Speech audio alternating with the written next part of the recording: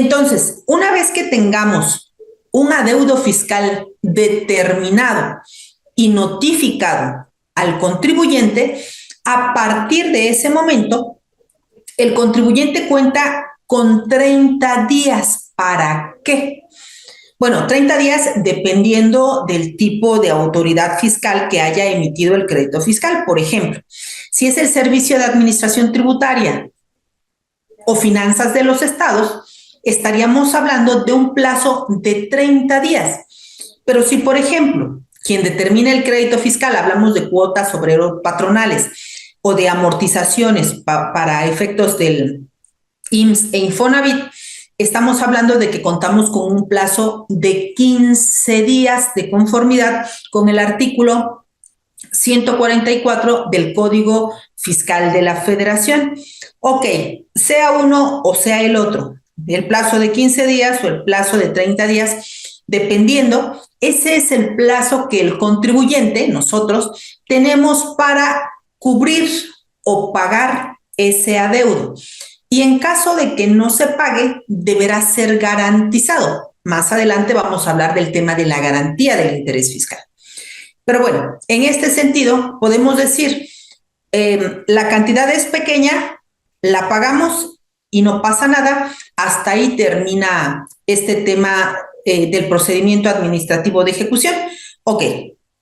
Entonces, una vez que tengamos este adeudo fiscal, la autoridad puede, si es un tema del Servicio de Administración Tributaria, tenemos 30 días ¿para qué? Para pagar o para interponer el medio de defensa. ¿Qué pasa si nosotros presentamos el recurso de revocación?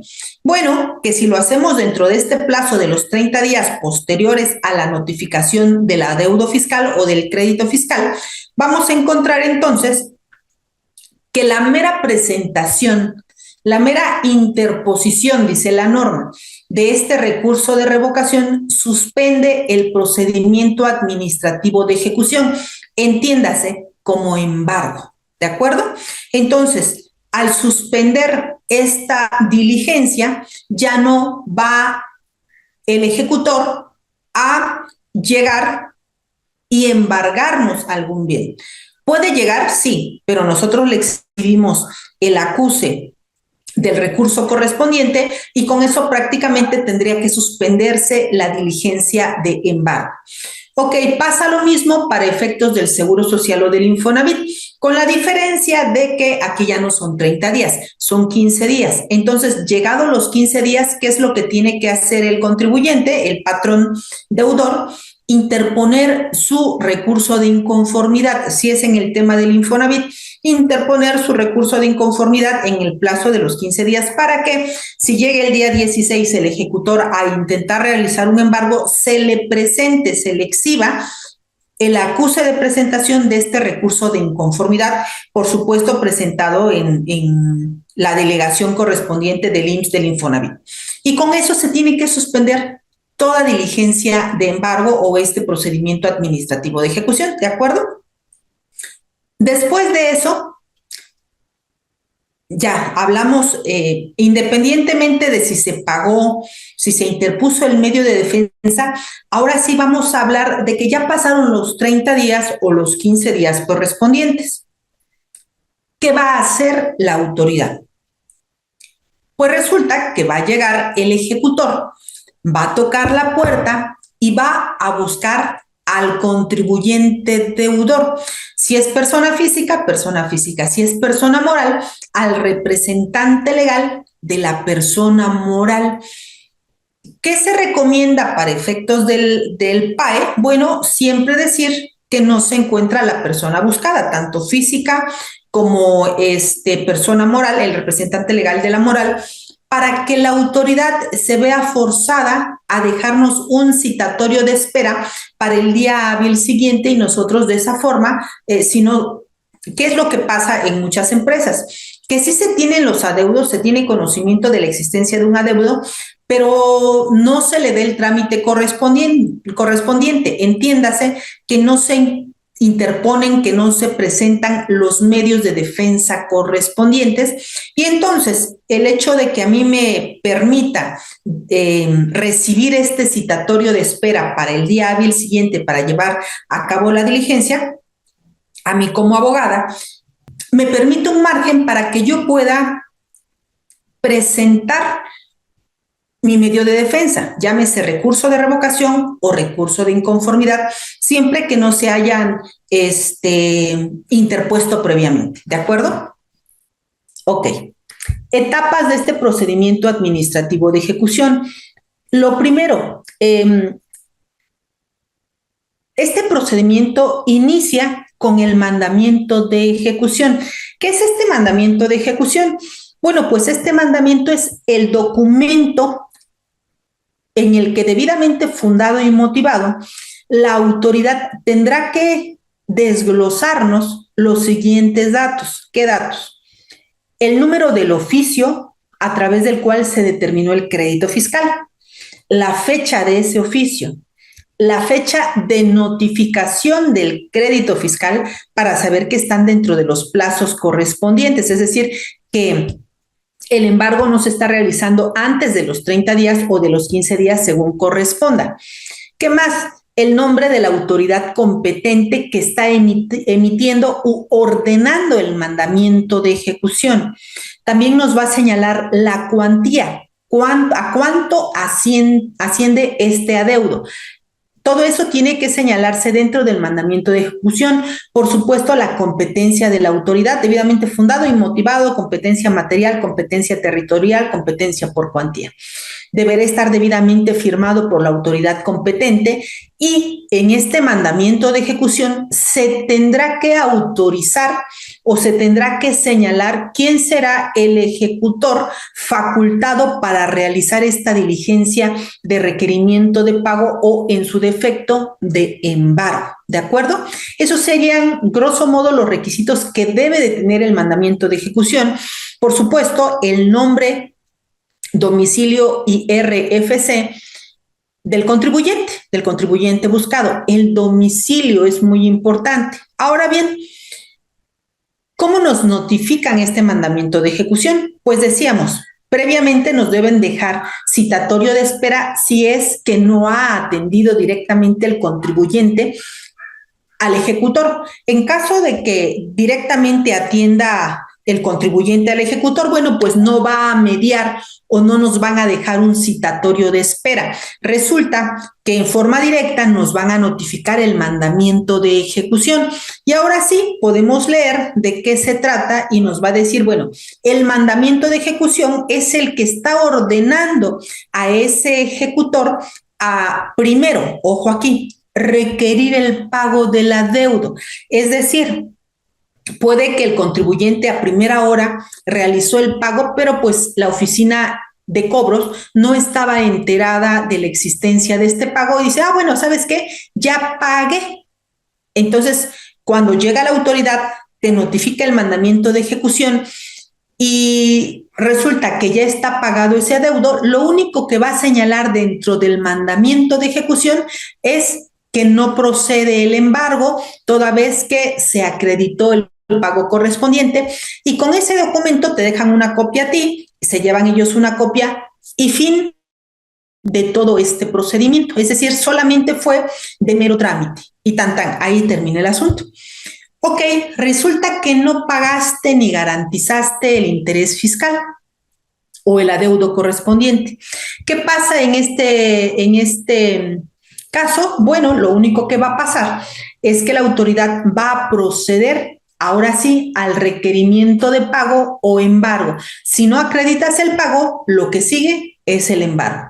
Ok, no acredito el pago. ¿Por qué no acredito el pago? Pues porque no tenía la intención de pagar. Sin embargo, sí presenté mi medio de defensa. Entonces, lo que voy a hacer es exhibirle a la autoridad mi medio de defensa. Pero cuando decimos medio de defensa, entiéndase por el recurso de revocación o el recurso de inconformidad. Ojo aquí. Quiere decir entonces que si yo interpongo un juicio contencioso administrativo antes de agotar el recurso de revocación, la mera interposición del juicio contencioso administrativo ante la Sala Regional del Tribunal Federal de Justicia Administrativa no va a ser suficiente para suspender el requerimiento de pago y mucho menos el acta de embargo, ¿de acuerdo? ¿Por qué? Precisamente porque el artículo 144 en su segundo párrafo señala que solo la interposición del recurso de revocación o el recurso de inconformidad serán los aptos para suspender la diligencia de cobro o el procedimiento administrativo de ejecución. Entonces, una vez que me notifican el mandamiento de ejecución y me requieren el pago y yo no acredito el pago, puedo exhibir el recurso de revocación o el recurso de inconformidad según corresponda, y con esto el ejecutor deberá tomar nota y suspender la diligencia de embargo correspondiente. ¿Hasta cuánto, o hasta cuándo más bien, podrá tener efectos suspensorios este recurso de revocación? Hasta que se resuelva. Entonces, el tiempo que me va a mí permitir estar sin pagar o garantizar el interés fiscal será hasta que se resuelva o el recurso de revocación o el juicio contencioso administrativo. Esa sería la regla. Y agotando estos medios de defensa, bueno, tenemos prácticamente que la autoridad no puede ni debe realizar este requerimiento de pago, y si lo hace se tendrá que suspender la diligencia y así asentarlo en el acta correspondiente, dejándote una copia del mismo. Y ojo, en este caso no se levanta acta de embargo, ¿de acuerdo? Precisamente porque no hubo ningún bien grabado, y esa sería la razón por la cual no se levanta esta acta de embargo. Y estos tres documentos, mandamiento de ejecución, requerimiento de pago y acta de embargo, se realizan en una sola diligencia, siempre que no existiera algún tipo de suspensión, ya sea por el pago o por la presentación del medio de defensa correspondiente. Ok. Ya tenemos el acta de embargo, ya está. No, resulta que en esta diligencia no acredito el pago y tampoco acredito la existencia de un medio de defensa como sería el recurso de revocación o el juicio contencioso administrativo. Ok, la autoridad va a proceder a levantar el acta de embargo correspondiente. Ahorita vamos a señalar cuáles serían los bienes susceptibles de embargo.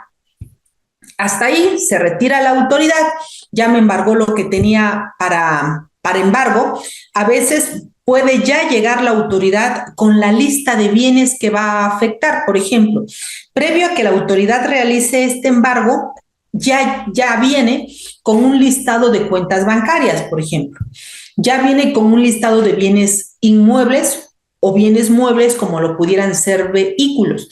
Entonces, prácticamente ya llega y dice, bueno, te voy a embargar estos bienes, en algunos casos hasta requisitados ya los trae, y bueno, llega a embargarte las cuentas bancarias o llega a embargarte la negociación y de paso las cuentas bancarias, o llega a embargarte el bien inmueble, etcétera, y ya viene previamente elaborado. Y dice la autoridad, en este caso el ejecutor, bienes que a mi juicio son suficientes para garantizar el interés fiscal. Ok, una vez que se garantiza este interés fiscal, ¿qué plazo tiene la autoridad para hacer efectivo este embargo? Por ejemplo, si me embargó un bien inmueble, resulta que lo que yo adeudo son 500,000 pesos y el valor del bien inmueble es de 1,000,000 de pesos. Si nosotros presentamos un juicio contencioso administrativo y en el juicio contencioso solicitamos la suspensión al procedimiento administrativo de ejecución, precisamente porque ya existe como embargo en la vía administrativa un bien inmueble, bueno, resulta que la autoridad no podrá afectar ese bien inmueble hasta en tanto no se resuelva todo el juicio. Ok, pero ¿qué pasa? Y es lo que ha pasado en muchas ocasiones. Si no hay ningún medio de defensa, a lo mejor lo hubo y ya se perdió y ahora viene la autoridad a embargarme. Ok, ya me embargó. ¿Puede la autoridad hacer que subsista este embargo 5 años, 10 años o el tiempo que la autoridad considere, pues sí, ¿me conviene? No, no me conviene. ¿Por qué? Si ya no hay medio de defensa que hacer valer, en el momento en que te estén trabando un embargo de bien inmueble o de cuentas bancarias, si tú lo que necesitas es, ok, te debo, cóbrate con las cuentas bancarias o cóbrate con el bien inmueble, en forma inmediata tienes que solicitar que se levante ese embargo y que deje a salvo la parte restante. Por ejemplo, hablábamos de un bien inmueble con un valor de 1 millón de pesos, pero el crédito fiscal es de 500,000 pesos. Ok, le decimos a la autoridad, ¿sabes qué?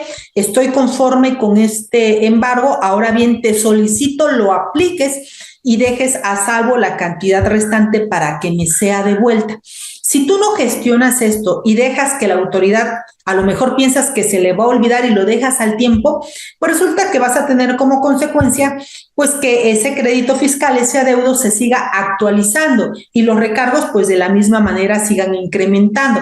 Por consiguiente, de haber adeudado 500,000 pesos, pues son 600,000, 700,000 y así sucesivamente, hasta que resulta que el valor total del crédito fiscal es del 1 millón de pesos contra los 500 inicialmente adeudados. Ok, si dejamos pasar el tiempo y dice la autoridad, caray, ya pasó un año y no han hecho nada, ¿lo va a dejar así la autoridad? A veces así lo deja, pero es muy raro. Resulta que puede realizar la autoridad una ampliación de embargo. Por eso te preguntaba yo, ¿cuál es la vigencia de los embargos? La vigencia es de 1 año. Después de este año, la autoridad tiene facultades para ampliar el embargo. Y de la misma forma como nos notifican el mandamiento de ejecución, el requerimiento de pago y el acta de embargo, la autoridad llegará ya no con un nuevo mandamiento de ejecución, sino con un acta de ampliación de embargo, fundando esta ampliación de embargo en ese mandamiento de ejecución original, señalando que el monto adeudado ha incrementado y por consiguiente, el bien inmueble embargado ya no es suficiente. Por lo tanto, necesita ampliar el embargo.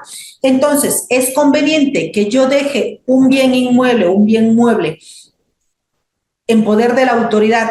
Si ya no hay razón de ser y lo que procede es pagar y ya, lo procedente es que en forma inmediata le digas a la autoridad, ¿sabes qué? Sí, cóbrate y devuélveme la cantidad restante ya, para efectos de que no dejes que transcurra más el tiempo, porque sí puede llegar la autoridad y decirte, ¿sabes qué? De ser 500,000 pesos ya son 700,000 y todavía el bien que está en garantía resulta insuficiente al día de hoy y necesito que me amplíes esta garantía. Y en ese momento va a llegar la ampliación del embargo. ¿Sí me explico? Y entonces, la duración del embargo es año con año y la autoridad puede año con año solicitar que se amplíe este embargo o se amplíe la garantía dependiendo de la situación. Ok, suponiendo que solamente hay acta de embargo y se trata de un bien, ¿qué te parece? Un bien mueble como un vehículo, una camioneta, una suburban, un autobús, lo que consideres. Bueno, resulta que en el acta de embargo se nombra un depositario de este bien mueble y en su momento la propia autoridad girará un acta de remoción de depositario. ¿A quién? ¿A la persona moral o directamente al depositario? Para efectos de que el depositario deje en poder de la autoridad el bien mueble que fue embargado, como lo puede ser este vehículo, ¿de acuerdo? Y a partir de ahí vamos viendo cómo va caminando este procedimiento administrativo de ejecución. Una vez que se realiza la remoción del depositario para efectos de embargo de un bien mueble, bueno, entonces la autoridad procederá a realizar el avalúo correspondiente. Después de realizar el avalúo, se emitirá una convocatoria de remate que se va a publicar en un lugar público y en la página del SAT para que concurran los postores a hacer pujas correspondientes y al final de cuentas se remate este bien. Una vez pasado el remate, viene la adjudicación de bienes y ahora sí, la aplicación del producto del remate. Sin embargo, todos estos procedimientos van llevando su tiempo. ¿Depende de qué? De la autoridad, no depende del contribuyente. Entonces, ¿qué sí depende del contribuyente? Estar detrás de la autoridad para que empiece a ejecutar todos estos procedimientos, porque desde el embargo hasta la aplicación del producto de remate, fácilmente la autoridad se puede llevar sus 5 años. Y todavía al realizar la aplicación del producto del remate puede decirnos, oye, ¿sabes qué? Lo rematé en 400,000 pesos y lo que me debías inicialmente eran 500,000 pesos, pero por el simple transcurso del tiempo resulta que ya me debes ahora 300,000 pesos más.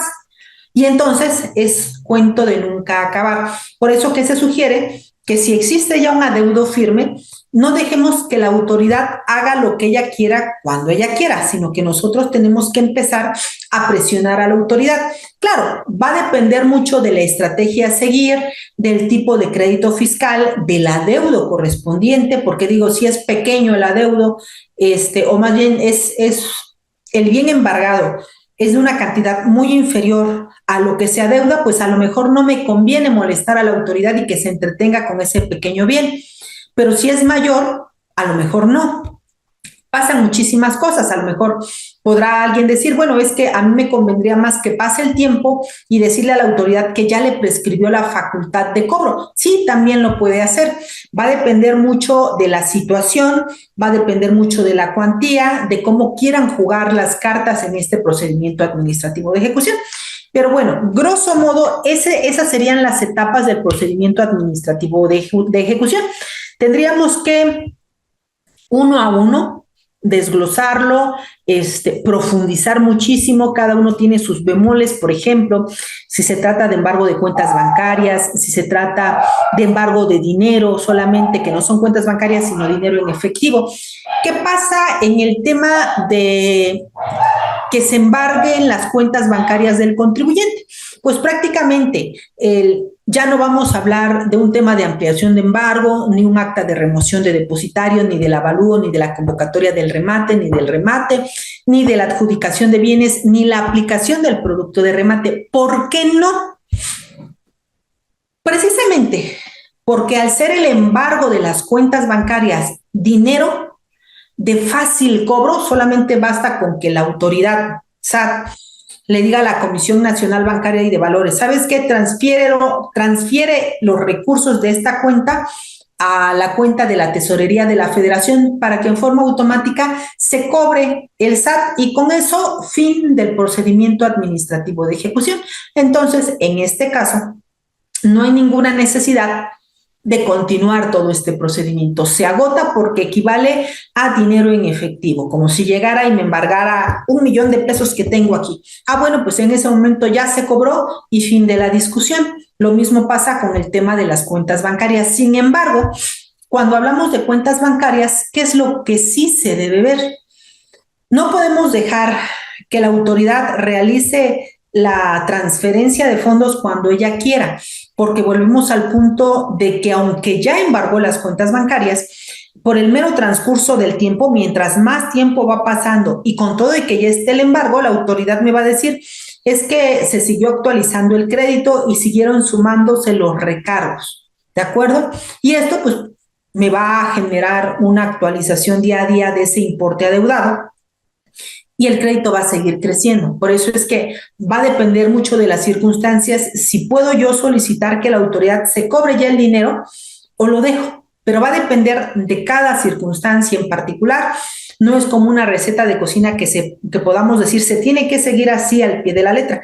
Se tienen que valorar muchas situaciones, circunstancias, para ver si nosotros le sugerimos a la autoridad que haga la transferencia de fondos o no. Va a depender mucho de cada situación. ¿Qué es el embargo coactivo? Bueno, es parte de lo mismo de lo que estamos hablando. Cuando hablamos de coactivo, es la forma de coaccionar, de obligar al contribuyente a pagarle al fisco. por eso se llama embargo coactivo. No es porque el contribuyente quiere, es porque llega la autoridad y ante la ausencia de este pago, bueno, ¿sabes qué? Vengo a cobrarte lo que me debes.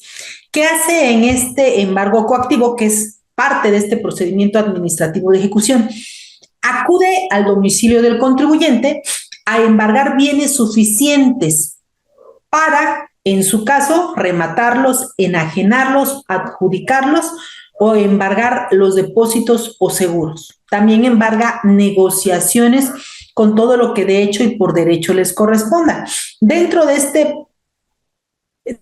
estas etapas del procedimiento no está el tema de embargo de negociaciones porque es un tema muy particular. Hablar de un embargo coactivo de negociación implica que la autoridad ingrese al local comercial y se haga cargo de la administración de la empresa para que todos los días retire cierta cantidad después de haber pagado a proveedores, salarios y demás, y de la parte restante, digamos, de las ganancias, todos los días retire cantidades para encaminarlos al pago del adeudo correspondiente. Ok, entonces eso es un embargo coactivo. Cuando yo contribuyente en forma por voluntad acudo a la autoridad a ofrecer garantía, bueno, estamos en presencia de otro tipo de embargo, pero no coactivo.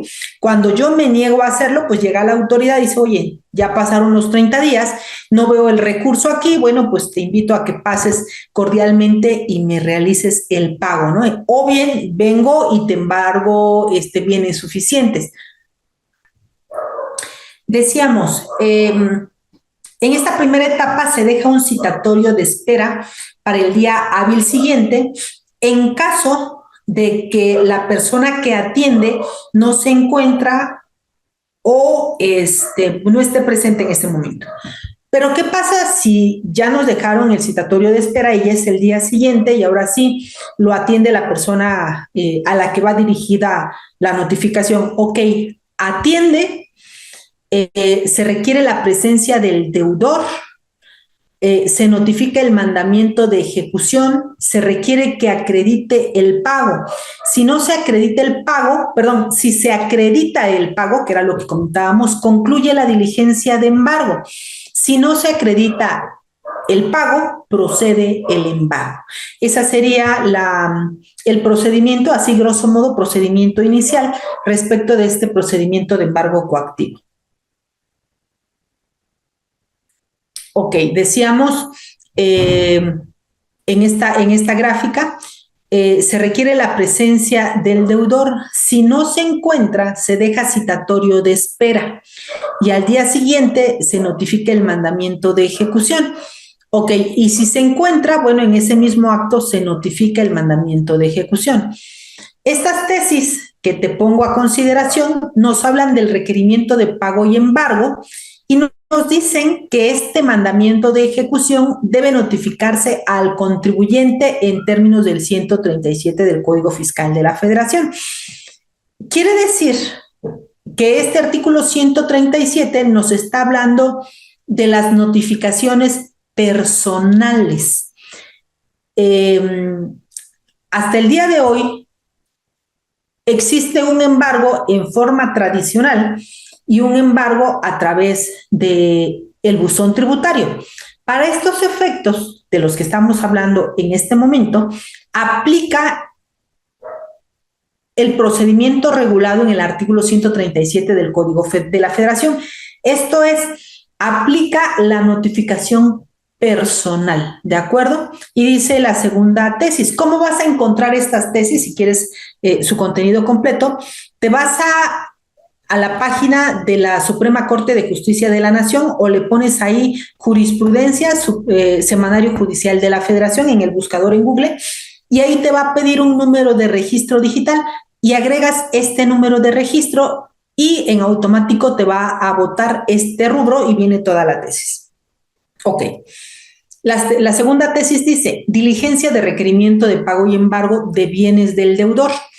El acta respectiva debe especificar en forma circunstanciada que se requirió la presencia del contribuyente, ojo, o su representante legal, y que como no se les encontró por no atender el citatorio previo, la diligencia se realizó por conducto de diversa persona. Un requisito que establece el artículo 137 del Código Fiscal de la Federación es precisamente el que se deje citatorio de espera para el día hábil siguiente. Ok, ya es el día hábil siguiente y resulta que la persona a la que va destinada el mandamiento de ejecución no se encuentra. Bueno, como una sanción que impone el artículo 137 es que se practique incluso con un tercero. Y la jurisprudencia ha definido que es un tercero. Y la jurisprudencia nos dice que un tercero no es cualquier persona, sino un tercero que ubicándose, encontrándose dentro del domicilio del deudor, tenga un vínculo o una relación con el contribuyente del deudor, de tal forma que este tercero pueda dar aviso o noticia de que se practicó una diligencia de pago y embargo. En este sentido, si la autoridad dice voy a practicar la diligencia con un tercero, no puede simplemente dejar el mandamiento de ejecución con cualquier persona sin antes acreditar la autoridad que este tercero guarda este vínculo con el contribuyente. Porque cuando hablamos de negociación abierta al público en general, podemos decir, bueno, hay un tercero porque a lo mejor es un negocio de abarrotes y había por ahí un cliente y ese es un tercero porque ese tercero estaba en el domicilio. No, sería ilegal, sino tiene que acreditar que efectivamente este tercero guarda un vínculo, guarda una relación con el contribuyente. Y precisamente por esta relación, por este vínculo, va a existir una certeza, una certidumbre de que este tercero va a poner en conocimiento al deudor de la existencia del mandamiento de ejecución y del acta de embargo correspondiente, ¿de acuerdo? Ese es el sentido de la jurisprudencia. Y dice, aquí está, mira, notificación personal en materia fiscal, requisitos para circunstanciar debidamente el acta de la diligencia entendida con un tercero. Si éste omite proporcionar su nombre y se refiere al tercero, no se identifica y o no señala la razón por la que está en el lugar o su relación con el interesado. ¿Qué pasa con esta jurisprudencia? Nos dice, ok, es un tercero, pero este tercero, al no identificarse, no existe la certidumbre de quién es. Al no señalar el vínculo o la razón por la cual se encuentra en el lugar, pues por supuesto que no se acredita por parte de la autoridad que ese tercero sea el tercero que va a dar razón al contribuyente de la existencia del embargo, ¿de acuerdo? Entonces, este es uno de los grandes requisitos. Ahora, dice la siguiente jurisprudencia, notificación personal practicada en términos del artículo 137 del Código Fiscal de la Federación. Datos que el notificador debe asentar en las actas de entrega del citatorio y de la posterior notificación para cumplir con el requisito de circunstanciación cuando la diligencia se entiende con un tercero. Y de la misma forma, el mismo sentido que la anterior jurisprudencia, que debe existir sí o sí un vínculo de parte de este tercero con el contribuyente, de tal forma que sí pueda dar razón o noticia del acto que se acaba de notificar o practicar. De otra forma, se deja en total estado de indefensión e inseguridad jurídica al contribuyente al no saber con quién se practicó esta diligencia, porque en este supuesto bien no puede llegar al oído o al conocimiento del contribuyente deudor la diligencia correspondiente. Entonces, bajo estos argumentos se han echado abajo algunas diligencias de embargo, precisamente porque la autoridad no circunstanciaba la forma en cómo se había cerciorado de que ese tercero que se encontraba en el domicilio fiscal del contribuyente era un tercero que por las características propias guarda un vínculo o relación estrecha con el contribuyente que le tenga que otorgar certidumbre de que no está en el lugar por una causa aislada, sino que está ahí porque a lo mejor trabaja o es su familiar, pero que dé certidumbre, de tal forma que si dice soy un tercero y este tercero pues nada más es, vine de compras, pues por supuesto que hoy está, mañana no está, e incluso puede llegar a no conocer al contribuyente. Entonces son argumentos con los cuales se puede encaminar una defensa para efectos de nulificar incluso un acta de embargo, pero habrá que atenderse bien esa diligencia para efectos de poder viciarla. Vamos a hablar ahora de algunos vicios que tienen los requerimientos de pago y embargo